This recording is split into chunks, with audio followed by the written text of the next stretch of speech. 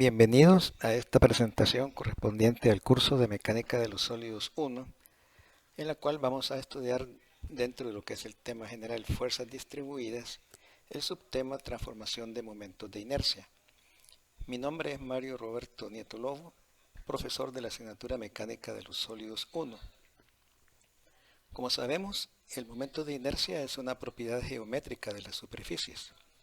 Hemos visto en presentaciones anteriores cómo calcular el momento de inercia de un área con respecto a ejes paralelos a los ejes rectangulares ya conocidos. Sin embargo, en este tema vamos a aprender cómo orientar o cómo rotar los ejes para encontrar los momentos de inercia máximos y mínimos de un área.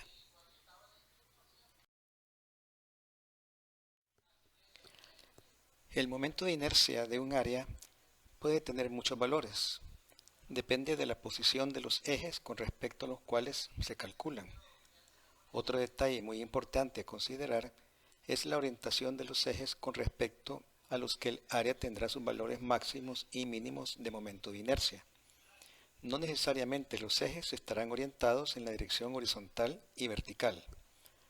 Los ejes con respecto a los cuales el área posee sus máximos y mínimos valores de inercia se conocen como ejes principales, y la orientación de estos ejes principales con respecto a los ejes rectangulares del área se conoce como ángulo principal de inercia. Para poder calcular la orientación de los ejes principales de inercia, es necesario definir también un nuevo concepto llamado producto de inercia.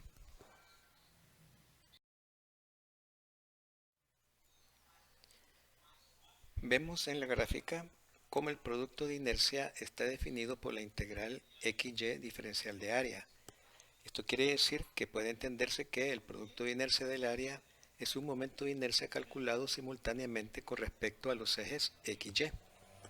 También podemos observar en la figura cómo la concentración del área con respecto a los ejes XY puede dar lugar a que el producto de inercia sea positivo o negativo, dependiendo del signo que tengan los brazos del momento del área.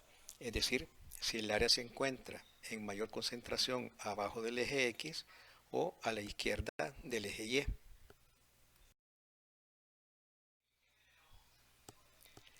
En este gráfico podemos observar que si uno de los ejes con respecto al cual se está calculando el producto de inercia es un eje de simetría, entonces la suma de los momentos de área con respecto a dicho eje tiene que ser igual a cero. Esto quiere decir que el producto de inercia de un área con respecto a un eje de simetría es cero, y generalizando podemos decir entonces que si uno o ambos ejes son ejes de simetría, el producto de inercia con respecto a esos ejes es igual a cero. Muchas secciones poseen áreas que son simétricas con respecto a sus ejes centroidales, uno o ambos. Y en ese caso, por ejemplo, en las áreas rectangulares o también áreas circulares, los productos de inercia con respecto a esos ejes centroidales es cero. Vamos entonces a estudiar cómo calcular los productos de inercia de una superficie con respecto a ejes que sean paralelos a los tradicionales ejes rectangulares XY. Notamos en la figura que el producto de inercia con respecto a los ejes XY se define como la suma del producto de inercia del área calculada con respecto a sus ejes centroidales X' y Y' más el producto de las coordenadas X barra Y barra multiplicada por el área. Esto es la aplicación del teorema de ejes paralelos para el cálculo del producto de inercia. Cuando tenemos áreas compuestas, el cálculo del producto de inercia del área compuesta se trabajará entonces mediante la aplicación del teorema de los ejes paralelos. En la figura tenemos un área compuesta. Puede notarse que los productos centroidales de inercia de las áreas rectangulares básicas 1 y 2, que son áreas rectangulares, sus ejes centroidales son también ejes de simetría, por lo que los productos de inercia centroidales son cero. Cuando revisamos ya el cálculo del producto de inercia del área compuesta para estas dos áreas rectangulares, observamos entonces que en la columna de los productos centroidales de inercia tenemos que ellos son cero, y únicamente nos interesa la suma de los productos de las coordenadas X barra y Y barra por el área para encontrar el producto de inercia del área compuesta. En este caso, observamos cómo el producto de inercia del área con respecto a los ejes XY aplicando el teorema de ejes paralelos, es igual a 4.25 por 10 a la 8 milímetros a la cuarta. Es muy importante que en el área compuesta se ubiquen los ejes centroidales de cada figura básica, o sea, los ejes X', E, Y', ya que ellos definen las coordenadas X barra y Y barra a colocar en la tabla resumen de datos.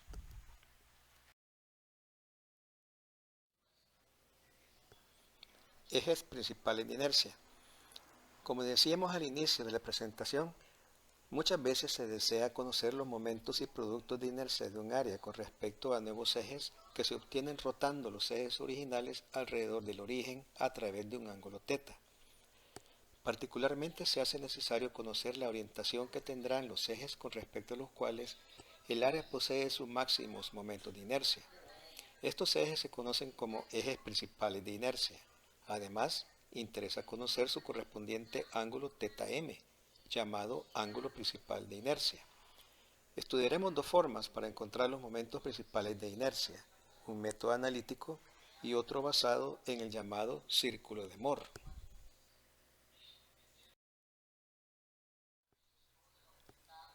Esta figura nos muestra un área y en color negro se encuentran los ejes rectangulares X y Y. Suponer que por los métodos ya descritos hemos calculado los momentos y producto de inercia del área con respecto a sus ejes rectangulares. Se desean conocer los momentos de inercia y el producto de inercia de esa misma área, pero ahora con respecto a los ejes X' e Y', que aparecen en color rojo en la figura. Estos ejes se encuentran rotados un ángulo θ con respecto a los ejes rectangulares. Por la definición de momento de inercia, sabemos que el momento de inercia con respecto al eje X' es igual a la integral de Y' al cuadrado por el diferencial de área. Pero en la figura podemos observar cómo la ordenada Y' es igual a Y coseno θ menos X seno θ. De igual manera, el momento de inercia con respecto al eje Y' es igual a la integral X' cuadrado por el diferencial de área y el producto de inercia es igual a la integral X' Y' por el diferencial de área.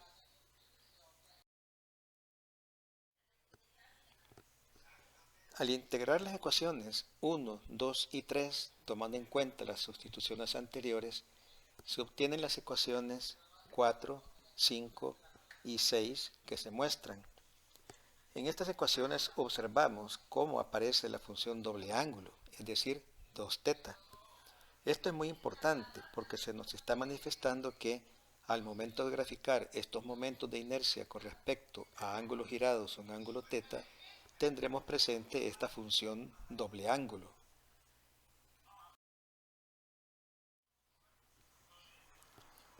Estas ecuaciones 4, 5 y 6 bastan para poder conocer los momentos y producto de inercia con respecto a cualquier eje girado un ángulo θ con respecto a los ejes X, Y. Basta con darle valores al ángulo θ y sustituirlos en las ecuaciones 4, 5 y 6 para encontrar los nuevos valores de momento y producto de inercia. También notamos que sumar los momentos de inercia con respecto a los ejes X, Y debe ser igual a lo obtenido cuando sumamos los momentos de inercia con respecto a los ejes X' y Y' girados un ángulo θ.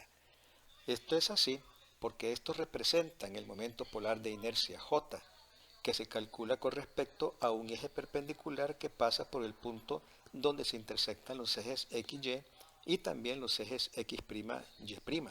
Es decir, el momento polar de inercia es constante, no importa que giremos los ejes cualquier barro de θ.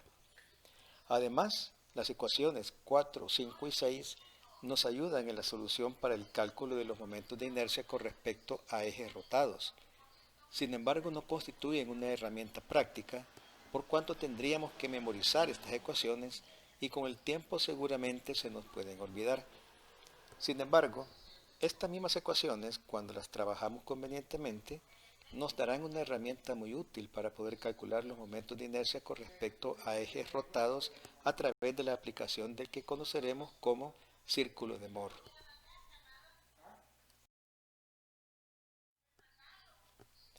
Si transponemos el término ix más y entre 2 al lado izquierdo de la ecuación 4 y elevamos al cuadrado ambos miembros de las ecuaciones 4 y 6 y sumamos miembro a miembro las dos ecuaciones, obtendremos la ecuación número 7. En esta ecuación introducimos un nuevo momento de inercia, el que llamaremos I promedio, que es igual a la semisuma de los momentos rectangulares de inercia XY, es decir, I promedio es igual a IX más IE entre 2. Además, si llamamos al término a la derecha de la ecuación 7 como R, veríamos que la ecuación 7, al sustituir I promedio y R, se nos muestra la ecuación de un círculo. Es la ecuación número 8.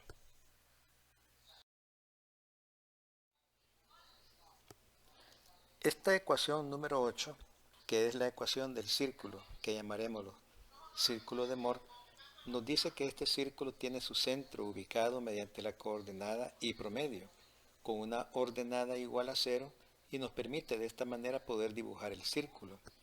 En él se van a localizar todos los momentos de inercia del área con respecto a ejes que se corten en el mismo origen, es decir, que bastaría con leer sobre el círculo y proyectar en el eje horizontal para poder conocer los momentos de inercia del área y en el eje vertical los productos de inercia.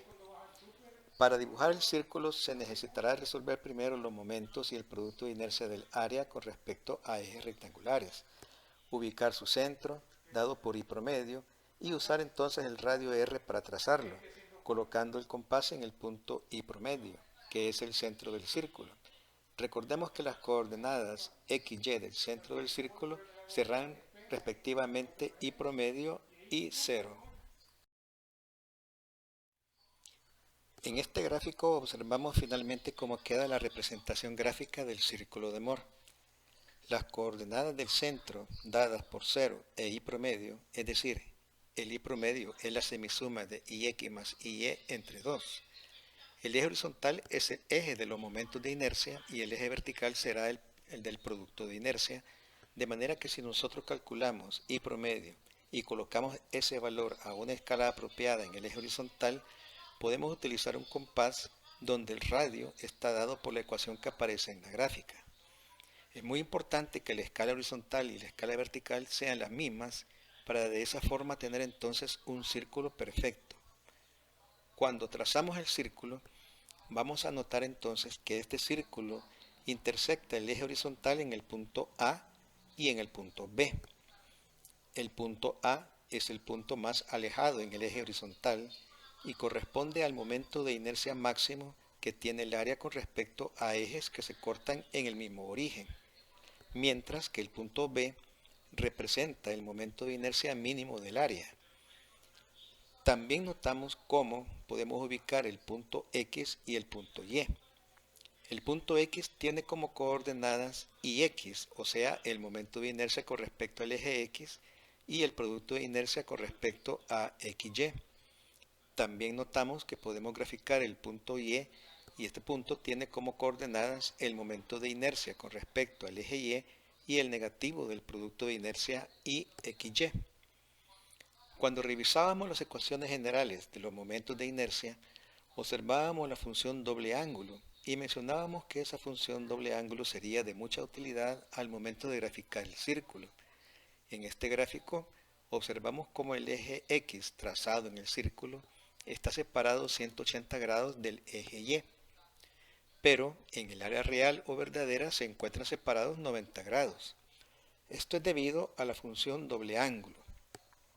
Quiere decir que a partir del eje X en sentido horario podemos observar el ángulo de máxima inercia θm, o sea, el ángulo θm que en el círculo está multiplicado por 2, pero en el área verdadera estará a una orientación igual a θm. Esto significa que, por ejemplo, si al medir el ángulo 2θm en el círculo, si este fuera igual a 60 grados en el círculo, entonces en el área verdadera será 30 grados. El ángulo θm es el ángulo principal de inercia porque está ubicando a partir del eje X el eje principal de inercia, que es el eje que contiene a los momentos principales de inercia, que son también los momentos máximo y mínimo de inercia, es decir, el eje AB. Este eje es el eje de máxima inercia y 2θm es el ángulo principal de inercia. Como podemos observar, no se requiere tener memorizadas las ecuaciones con las cuales podemos calcular los momentos de inercia con respecto a ejes girados, sino más bien necesitamos simplemente aplicar correctamente los momentos rectangulares de inercia para poder dibujar el círculo y poder encontrar así el valor de cualquier momento de inercia de esa área con respecto a ejes girados cualquier ángulo θ.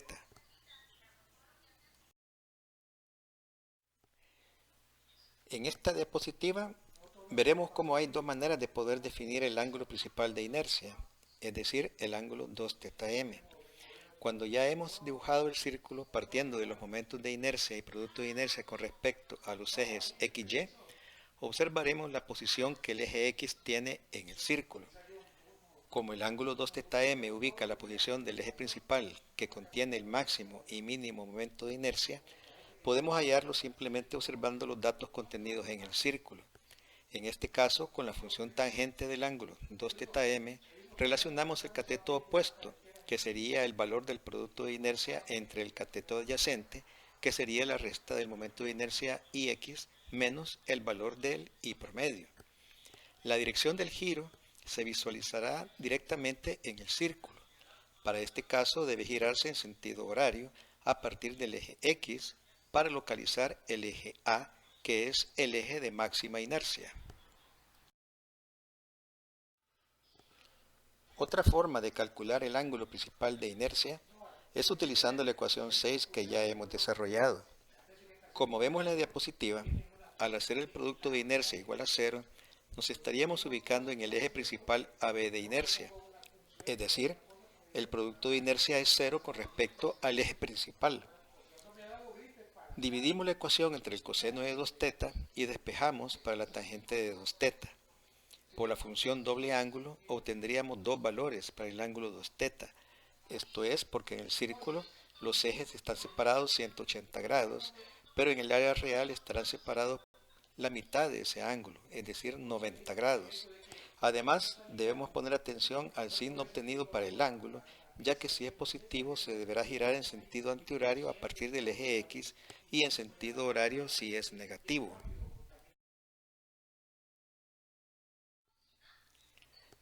Veamos a continuación un ejemplo. Usaremos los resultados que ya habíamos obtenido para la sección mostrada. Conocemos los momentos de inercia del área con respecto a los ejes centroidales I/X e I/Y. Y vamos a determinar los valores de los momentos principales centroidales de inercia, así como el producto de inercia y el ángulo principal de inercia, siempre con respecto a los ejes centroidales del área.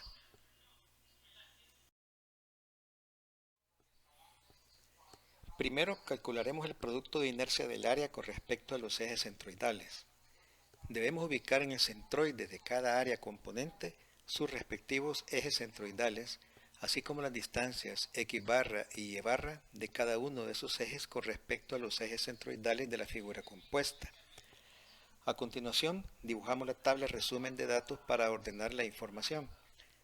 Notemos en la columna correspondiente a los productos de inercia de las áreas componentes con respecto a sus propios ejes centroidales es 0, ya que por ser áreas rectangulares, sus ejes centroidales son también ejes de simetría, y el producto de inercia es por consiguiente 0, tal como ya lo hemos estudiado.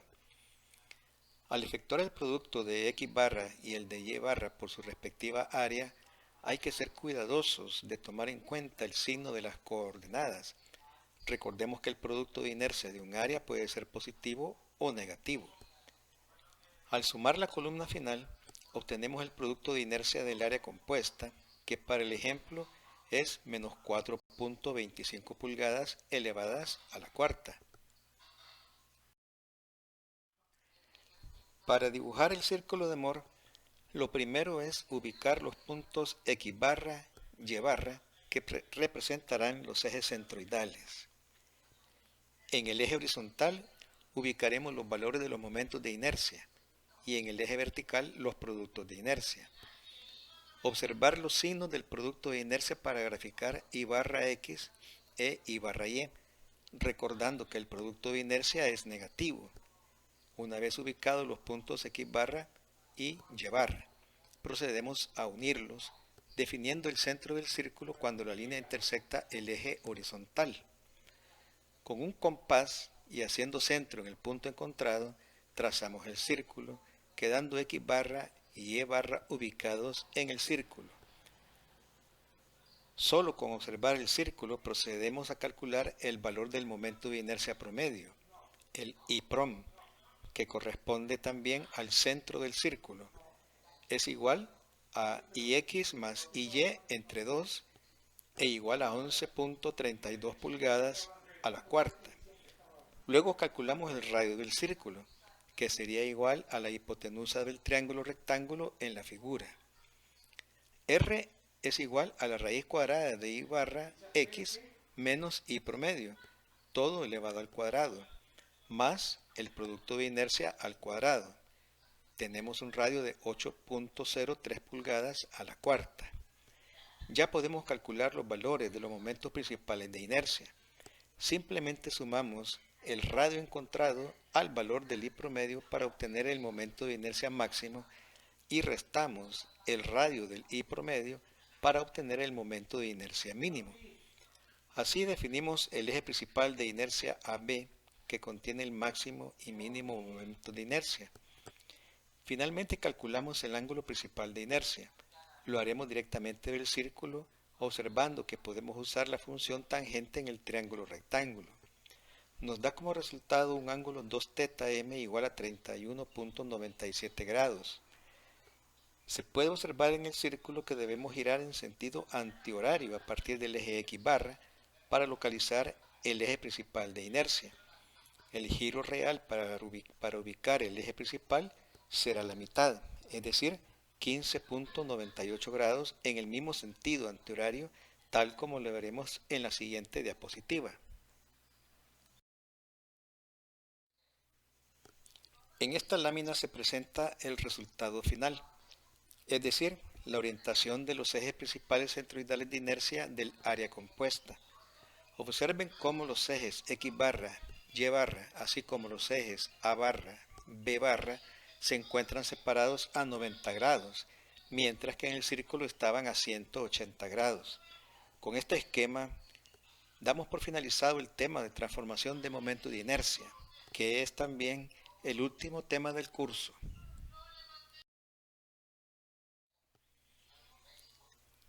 En esta diapositiva se incluye un video relacionado al tema que hemos estudiado en esta sesión, el cual les recomiendo ver para asegurar los conceptos.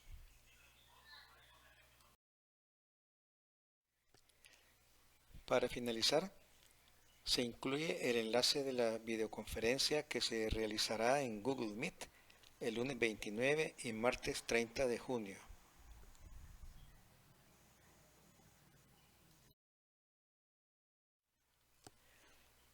Como siempre, finalizamos con una frase de motivación.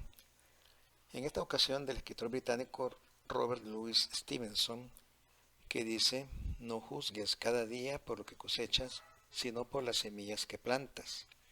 Esto quiere decir que lo que cuenta en nuestras vidas es el esfuerzo que ponemos a todo lo que hacemos. Podemos obtener diferentes resultados, pero lo importante es que hayamos puesto todo nuestro empeño en lo que realizamos, hacia la libertad por la cultura.